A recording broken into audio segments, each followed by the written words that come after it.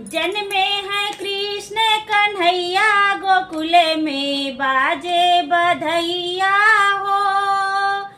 जन्मे हैं कृष्ण कन्हैया गोकुल में बाजे बधैया हो।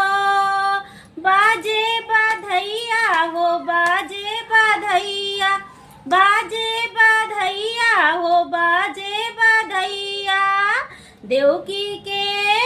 देवकी के जन्मे कन्हैया गोकुल में बाजे बधैया हो।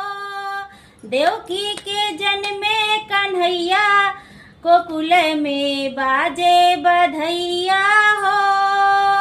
जन्मे है कृष्ण कन्हैया गोकुल में बाजे बधैया हो।